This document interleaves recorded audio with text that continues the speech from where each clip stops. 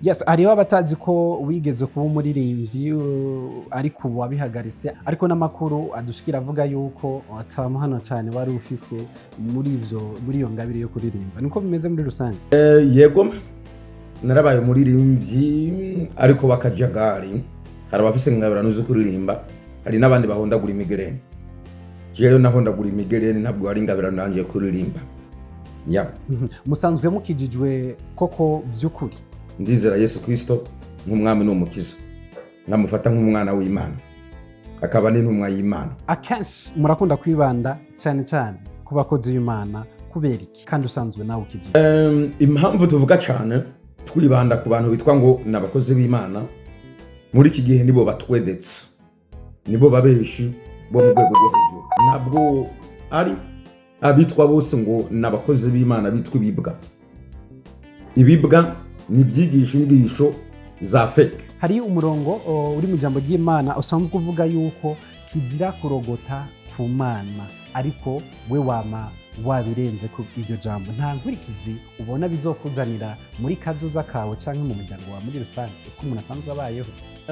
Kuri rino jambo harimo ibinyoma n'iterabwoba, kuko iyo utanguye kubabwiza ukuri batangura kukubwira ngo kirazira kurogota kuri mwemyera ku Mana, ngo ukoze Imana mu jisho.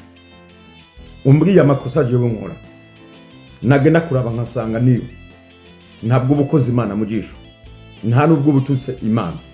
Aho n'amajambo akoreshwa n'abantu baba bagomba kubiba iterabwoba, ubwoba mu bantu.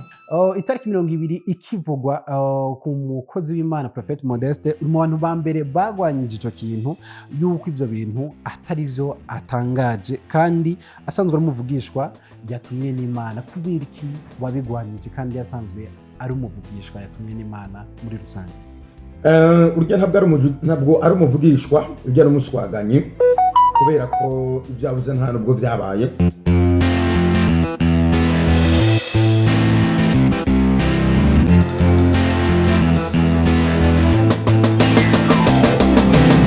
Yes, bakunzi wa Open Mic, my name is Patrick. Uno munsi turi kumwe n'umutumigwa yitwa Moses, amazina yo bamutazira Chimamanda. Ndakumukije wongera unatubwira n'amazina yanyu n'amatazirano yanyu, naho musanzwe muba ubu. Murubatse n'abana bangahe muri rusange? Nitwa Chimamanda Moses, niyo mazina yanje.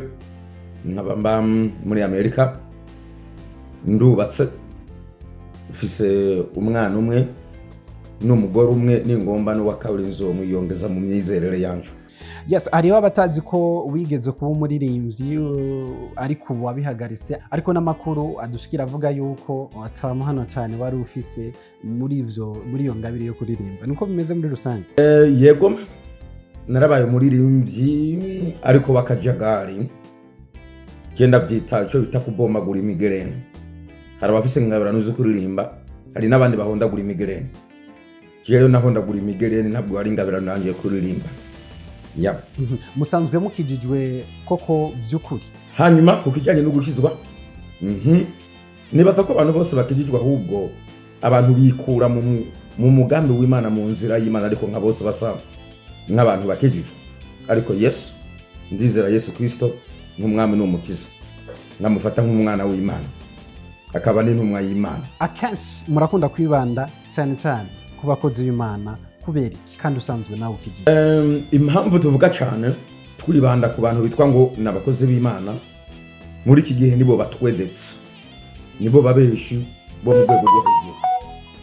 Iyo abantu biswe abapagani, abantu bakitwa abisi, biroroha kumenya uburyo ubirinda. Ubusanzwe ubizi ko ari abapagani, ari abitwa abisi, ariko abantu benshi batinya Imana.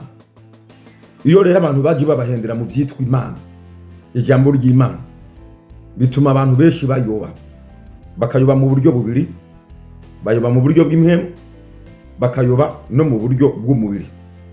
Iyo mvuze mu buryo bw'impemu, mu bitekerezo, bagatekereza nabi, bikabayobera mu nzira atari. Mu buryo bw'umubiri naho baca bitwara ugutariko. Nk'akarorero, hari abaza babesha ngo Imana iraba umutima gusa, ugasanga abantu bariko bica imibiri yabo kandi ari ingoro za Kristo, bakongera bakica n'imico y'igihugu. niyo mpamvu rero tubibandako cyane batonona abantu nabo gaca bavyemera kuko bibaza ko bivuye ku Mana no gutinya Imana. That is why twibanda kubita ngo n'abakozi b'Imana. Hari amajambo atari meza canke imvugo atari nziza mu bantu ukunda kwita abakozi b'Imana ngo nibibwa. Iryo jambo kuki ukunda kurivuga cyane cyane? Impamvu ya cyane twibanda kuri iryo jambo ibibwa, ndabita ibibwa, nkakunda no kurivuga, ntabwo ari abitwa bose ngo n'abakozi b'Imana bitwa ibibwa. Ibibwa ni byigisha inyigisho za fake. Tugiye kuraba nko muri Esaya 56 guhera ku murongo w'9 niho havuga ngo mwanyamaswa mwe zo mu gasozi mwese nimuze murye namwe nyamaswa zo mu ishamba. Abarinzi biwe ni impumyi, abo n'abakozi ba Satani, ni impumyi, bose ntaco bazi, bose ni nk'imbwa z'ibiragi, imbwa zitumva, ntizibasha no kumoka, bararota, bamwe bigira abaprofeti, bararota, bakaryama, bagakunda guhunikira, ntibiyumvira mu bijyanye n'iby'ubuzima bw'abandi. Ni koko n'imbwa z'ibisambo zidahaga, ni abapasitori batabasha kumenya, bose bateshuka inzira baja mu yabo ubwabo, umwe yigisha ukwe uwundi yigisha ukwiwe. Murumva hano ngo n'abapasiteri kubwaho ubona boca mu nzira igororotse gute abo bakozi b'Imana uvuga yuko bahuvye umurongo batakiri ku murongo w'Imana? Inzira bakwiye gucamwo ni inzira y'ukuri, bigisha ukuri kw'ijambo ry'Imana badakoresheje amarangamutima yabo, atari kubera ibyo bagomba gushira mu mizeze mu nda zabo, aho bizogenda neza. Ikindi naco bigisha badatinya, babwize abantu kuri bakurikije uko ijambo ry'Imana ribivuga. Yego ibe yego, oya ibe oya, ibirenzaho azoba ari kinyoma. Hari umurongo uri mu jambo ry'Imana usanzwe kuvuga yuko kizira kurogota ku Mana, ariko we wama wabirenze ku iryo jambo. Nta nkurikizi ubona bizokuzanira muri kazoza kawe canke mu muryango wa muri rusange ko umuntu asanzwe abayeho? Kuri rino jambo harimwo ibinyoma n'iterabwoba, kuko iyo utanguye kubabwiza ukuri batangura kukubwira ngo kirazira kurogota kuri mwemu yera ku Mana ngo ukoze Imana mu jisho. Umbwiye amakosa jewe nkora, nagenda kuraba nkasanga niyo ntabwo ubukoze Imana mu jisho, nta nubwo bututse Imana. Aho n'amajambo akoreshwa n'abantu baba bagomba kubiba iterabwoba, ubwoba mu bantu, kuko nta kibi ngaho tubikoramo. Ntabwo duhakana Imana, nta nubwo tugambanira Imana, nta nubwo duhakana ubushobozi bw'Imana. Tibyo duhakana ni ibinyoma bikoregwa mu vyitwa ijambo ry'Imana. Rero kubona bitira abakozi b'Imana ivyo ntibize bibatangaza cyangwa bitira abaprofete, ntibize bibi bintu ubona yuko ari byo bigaragaza ko gukora abakozi b'Imana. Kuko nko mu cete cya kabiri cya Bikorinto, icete cya kabiri cya Bikorinto 11 ku murongo w'14 niho havuga ngo bigira abantu b'Imana. Ngivyo rero ntibitangaje ngo na Satani ubwe yiyita marayika w'umuco.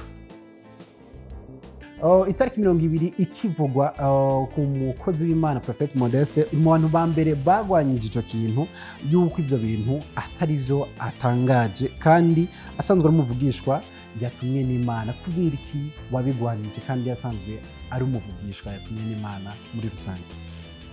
Urya ntabwo ari umuvugishwa, urya ari umuswaganyi, kubera ko ibyabuze nta nubwo byabaye. Reka gatoya hano turabe hano muri gusubira mu byagezwe Deuteronomy, gusubira mu byagezwe 18 ku murongo wa 22 niho havuga ngo umuvugishwa umuhanuzi nahanura ibintu mu izina ryanje Uwiteka, hanyuma ivyo bintu nibibe, si jewe Uwiteka nzoba namutumye, uwo muntu azoba yitumye. N'ubu rero yari itumye. Ariko mwibuke hariho n'abapfumu bashobora kuvuga ibintu bikaba. Ivyo birashoboka, bivana nuko umuntu abivuze mu rugezo ugwaye. Kandi ikintu gatucungana neza, ntabavuze ibintu ubona yuko ari ibintu byari bisanzwe bigiye guhaba, ari ibindi bintu bishasha ubona bikaze utarageramwo ivyo wabisesangura neza kugira ngo urabe ko byavuye ku Mana cyangwa bitavuye ku Mana. Uko hari abantu bavuga ibintu ukazobona birabaye ugahita tuvyemera ngo bivuye ku Mana mbwa bitavuye ku Mana. Ndagushimire cyane. Ikiganiro ni open mic. Asante sana. So natwe turabashimiye. Imana ibakomeze kandi Imana ibaho umugisha, mukomeze guhezagirwa hamwe no kurinda. Turabakunda.